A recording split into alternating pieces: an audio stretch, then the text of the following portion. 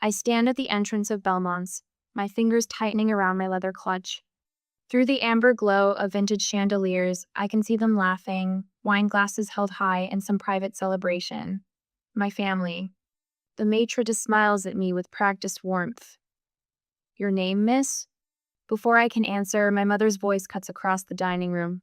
Oh, there she is, finally. Heads turn. I feel the weight of strangers' curious glances as I step forward, the quiet click of my heels against marble marking each step.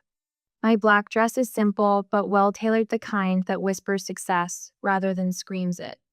They've positioned themselves at the restaurant's finest table, the one with the view of the downtown skyline I once dreamed of being part of.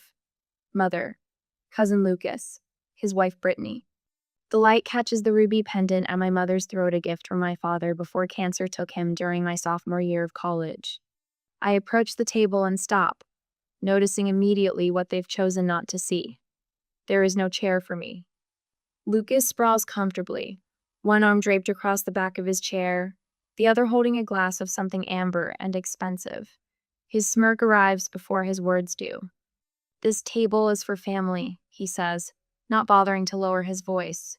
Go find a spot outside. The couple at the neighboring table pauses mid-conversation, their discomfort palpable. Don't take it the wrong way, Rachel. Brittany chimes in with sugar-coated venom. Lucas is just joking. But he isn't, and we all know it. I say nothing, my face betraying nothing, as I drag a chair from a nearby table. The legs scrape against the floor, the sound harsh against the restaurant's soft piano music. My mother doesn't meet my eyes. Helen Harrington, once the backbone of our family, now just another vertebra bent to accommodate Lucas's posturing.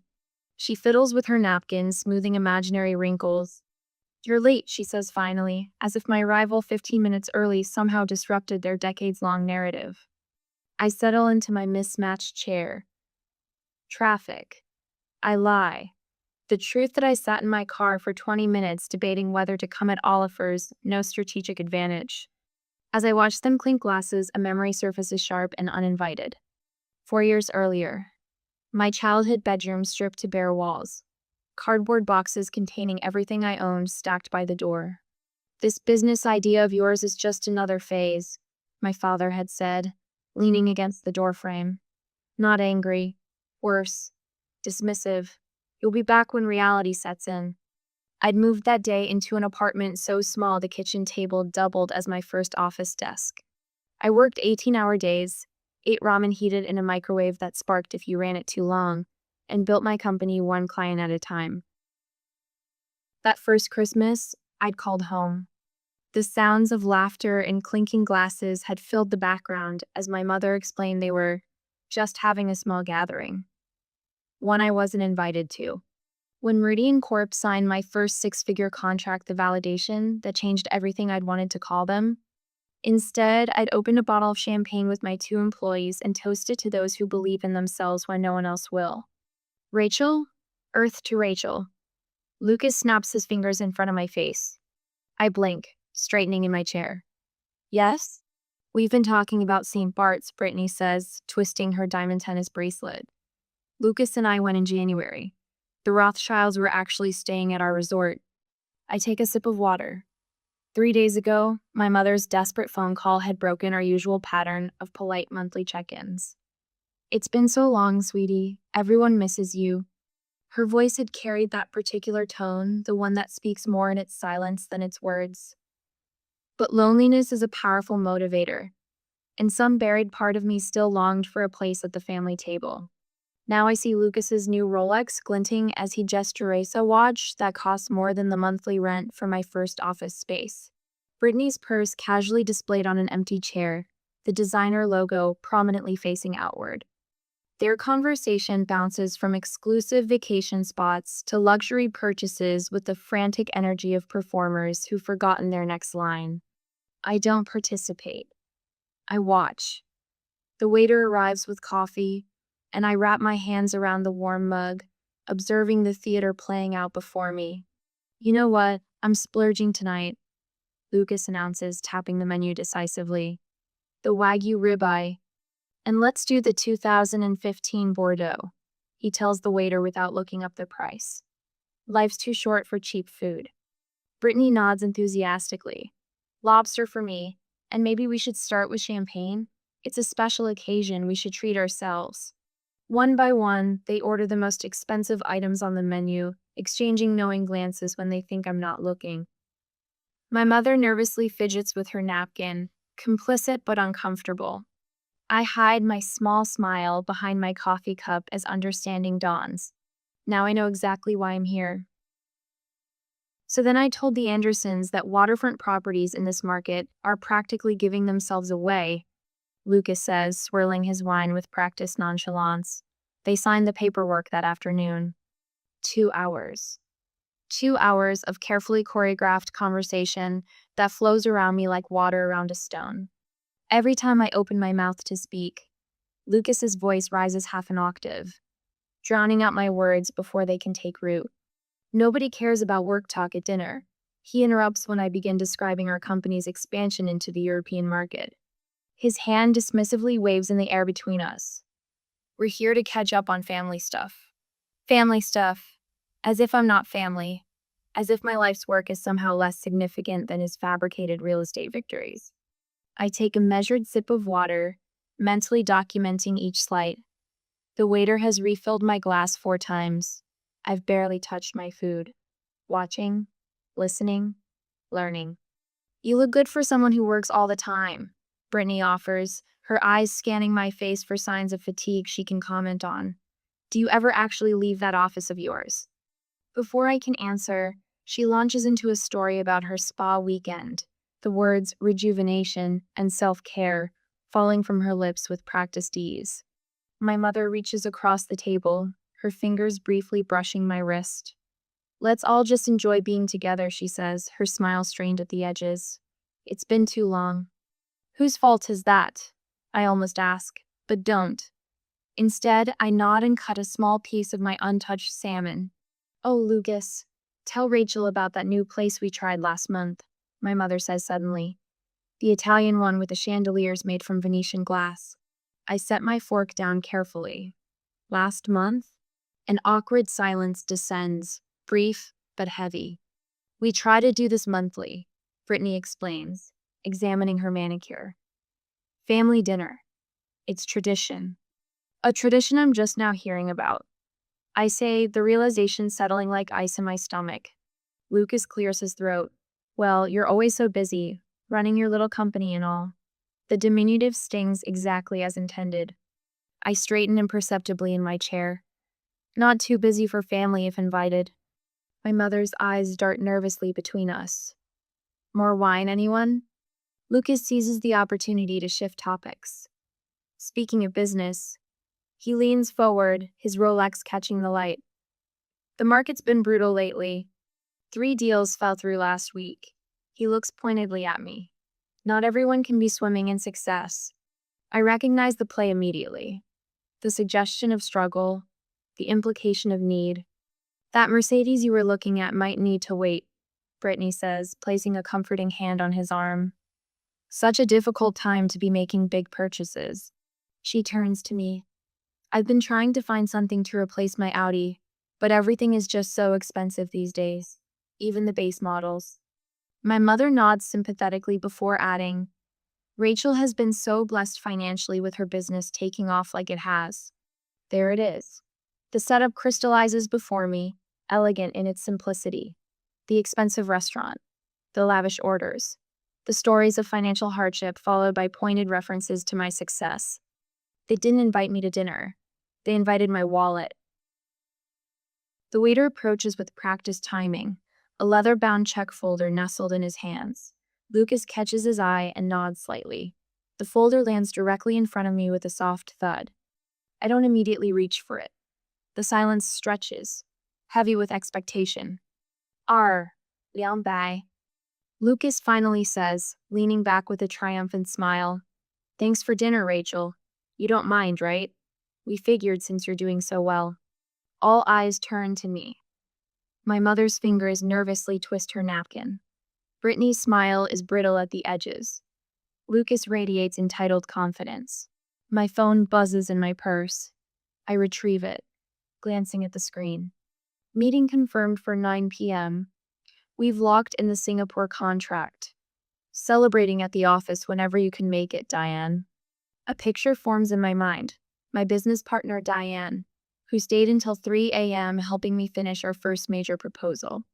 Miguel from development, who brought me soup when I worked through a fever to meet a deadline.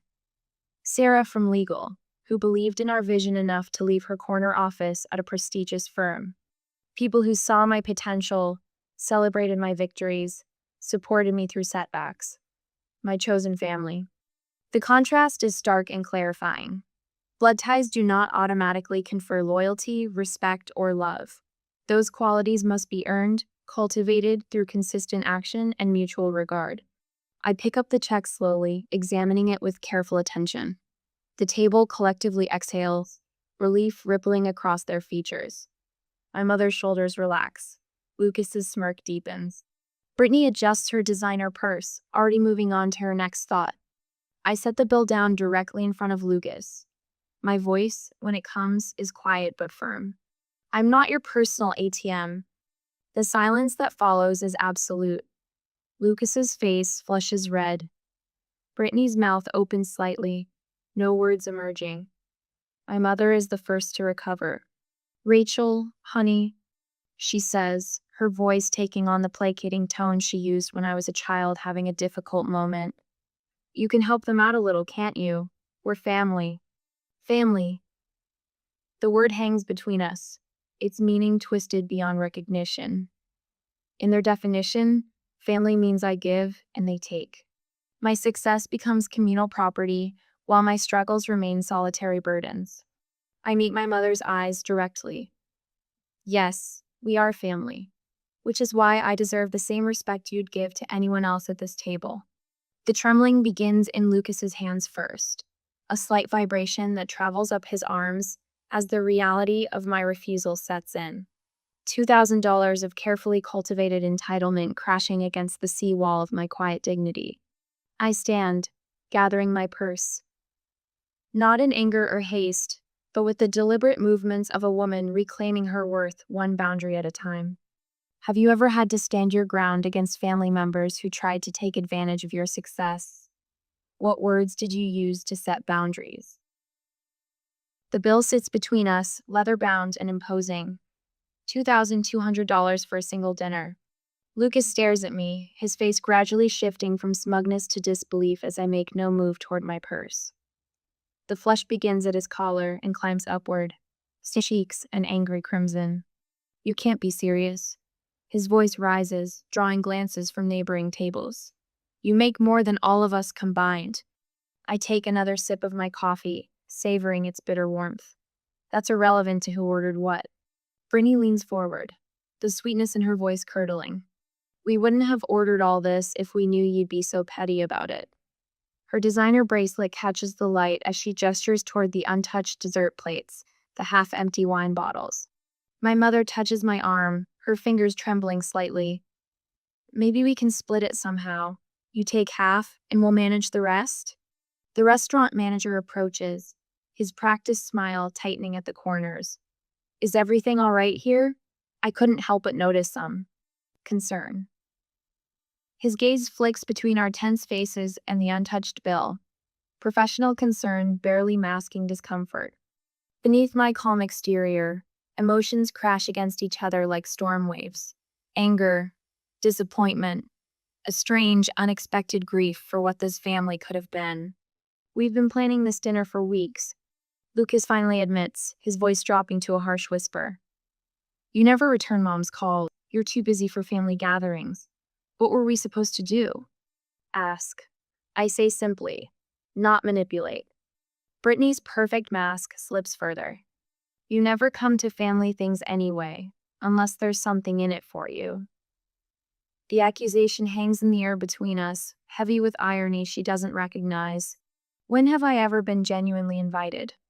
I counter quietly. The last 3 Christmases. Dad's memorial service anniversary.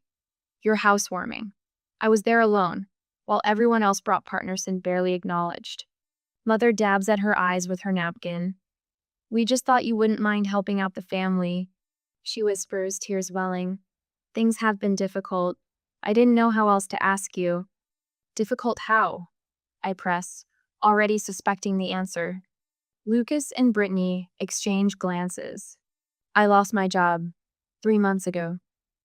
Lucas stares at his plate, the admission clearly costing him. The real estate market tanked and our firm downsized. He's been looking everywhere, Brittany adds quickly. But we have appearances to maintain. You understand that. I think about the Rolex on his wrist. The European vacation photos Brittany posted last month. The designer purse preening on its own chair. Our credit cards are maxed out, Brittany confesses, her voice barely audible. All of them. The picture clarifies, maintaining the illusion of success while drowning in debt. And I'm the designated life raft. I remember my 8th grade science fair winning first place with a solar energy project I built myself. My parents didn't attend. They were celebrating Lucas passing algebra with the minimum grade required. My high school graduation, where my valedictorian speech received polite applause from my family, followed by excessive fawning over my cousin's acceptance to a state college with a C average. Working 2 jobs to put myself through college while they posted family vacation photos from Cancun. Sorry you couldn't join us, Rachel, but we know how dedicated you are to your studies. The Christmas after I started my business, when Lucas loudly proclaimed to the extended family, Rachel's playing entrepreneur now. Let's see how long until she comes back to the real world. Holiday gatherings where I arrived alone because work consumed my life, while they brought significant others who were welcomed immediately. Family dinners where my growing business successes were deliberately ignored, changed to other topics with practiced smoothness. Remember Thanksgiving 2 years ago? I asked quietly. Lucas looks confused by this apparent non sequitur. I had just landed the Westfield account. It doubled my company's revenue overnight. When I mentioned it, you said, and I quote, "Nobody wants to hear about your little company at dinner, Rachel." That was just a joke, he mutters, but his eyes slide away from mine. And Mom's 4th of July barbecue last summer? When I mentioned we'd expanded to a new office downtown, you told everyone I was trying to sound important and changed the subject to Brittany's new car. Mother shifts uncomfortably, never having defended me against these slights. And now my little company makes me worth asking for money. I tap the bill with one finger. Interesting timing. The manager returns, his professional demeanor intact, but purpose clear. I apologize for the interruption, but we have other guests waiting. We'll need to resolve the bill soon. His polite words carry firm urgency. Lucas's frustration boils over. Fine. You've made your point. Just pay half. Brittany frantically taps at her phone, evidently messaging friends for emergency loans. From her increasingly panicked expression, the responses aren't favorable. Nobody's answering, she hisses at Lucas. Lucas pulls out his wallet, flipping through it with growing desperation. A membership card, a driver's license, a single $20 bill. Mother opens her purse, hands trembling, as she searches for a credit card they all know is already maxed out. The manager shifts his weight from one foot to another. We'll need to resolve this bill now, please. My mother pulls out a checkbook so rarely used the cover is still pristine. Rachel, please, she whispers, just this once. I think about all the just this once moments that would inevitably follow. The gradual erosion of boundaries, the entitled expectations that would grow with each concession. You ordered it, you pay for it, I say, meeting each of their eyes in turn. I'm only responsible for my coffee.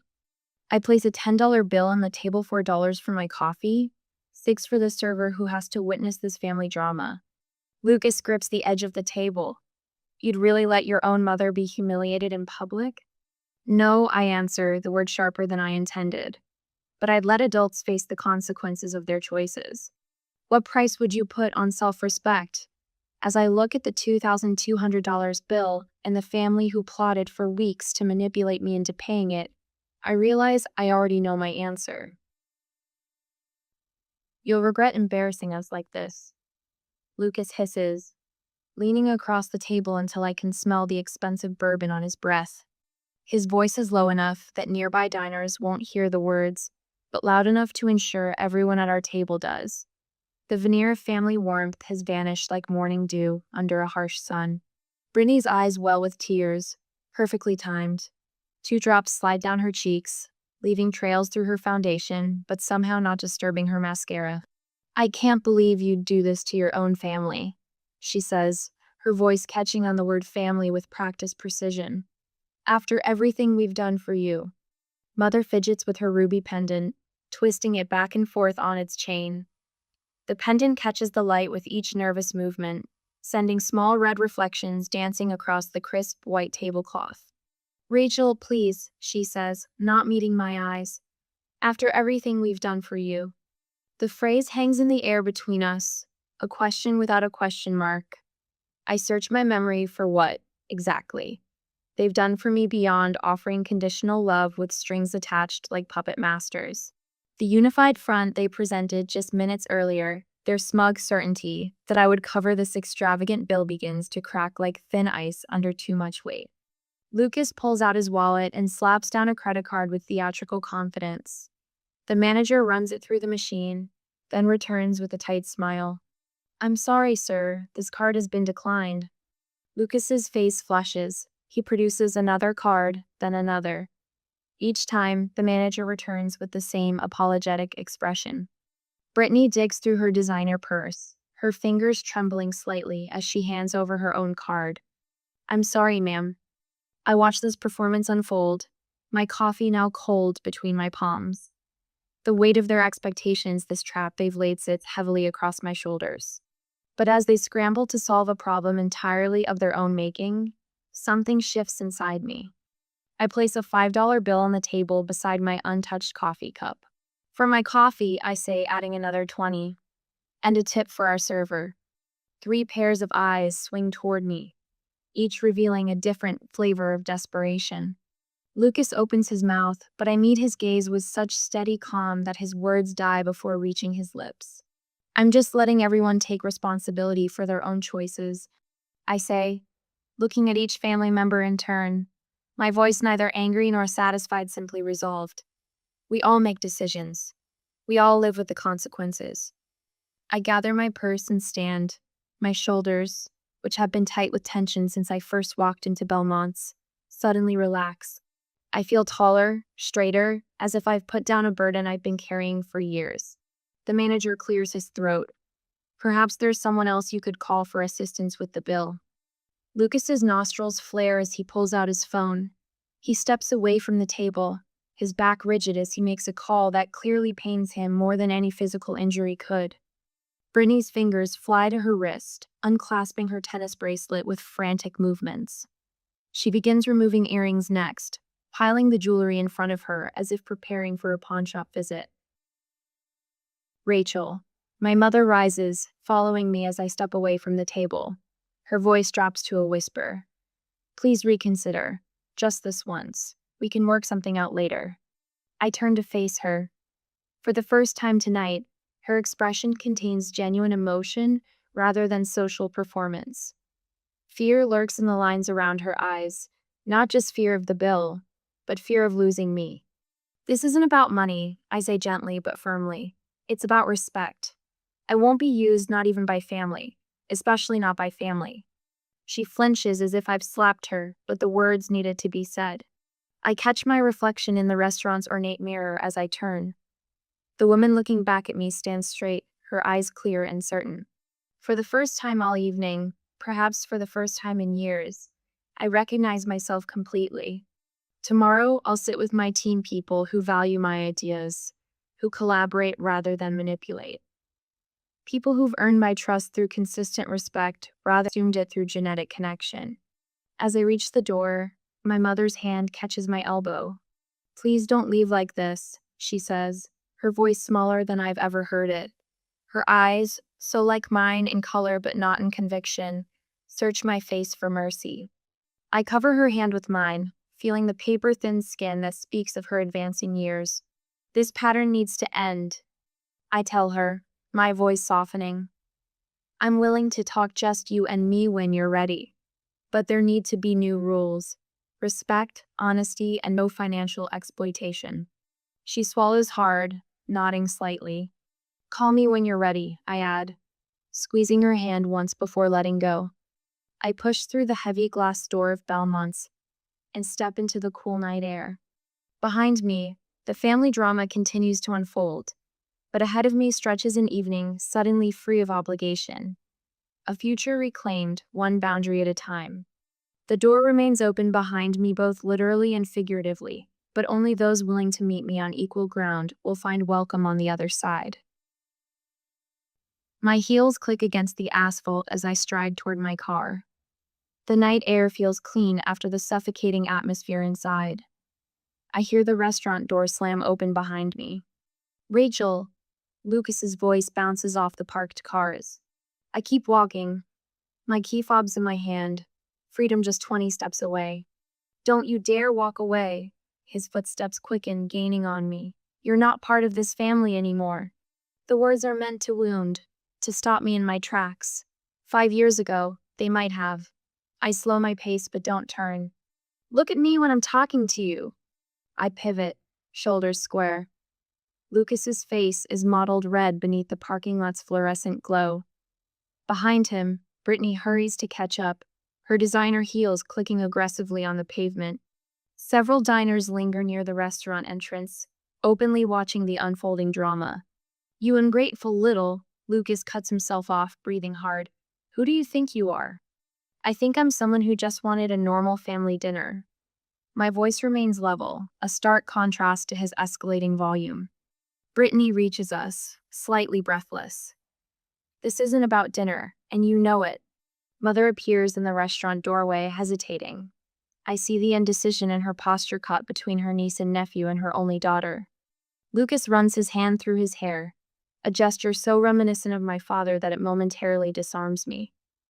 Then his expression shifts, calculated concern replacing raw anger. Mom has medical bills she can't pay, he says, voice dropping to an urgent whisper.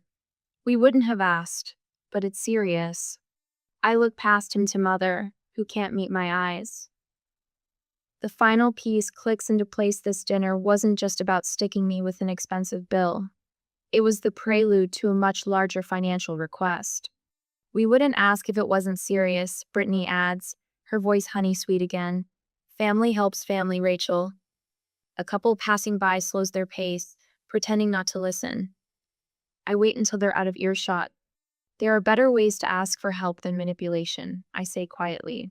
If Mom has medical issues, I'd be the first to know about it. Mother finally approaches, her ruby pendant catching the streetlight. It's just some tests, honey. Nothing to worry about. Insurance covers most of it. The betrayal stings worse than Lucas's anger. Mother was in on this scheme from the beginning, using her health as a bargaining chip. I take a deep breath, weighing decades of family history against this moment. Mom, if you have medical needs, we can discuss that privately. I'm willing to help with legitimate expenses. See? Lucas bursts in. She can afford. I lift my hand, cutting him off. I wasn't talking to you. Brittany steps forward. We're all family here. Supporting family doesn't mean enabling bad behavior, I reply.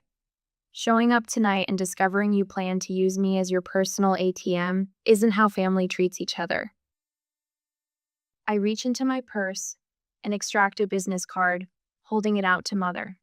She takes it with trembling fingers. Call me tomorrow. Just you, I tell her. Then I turn to Lucas and Brittany. Figure out your own bill tonight. You can't be serious, Brittany sputters.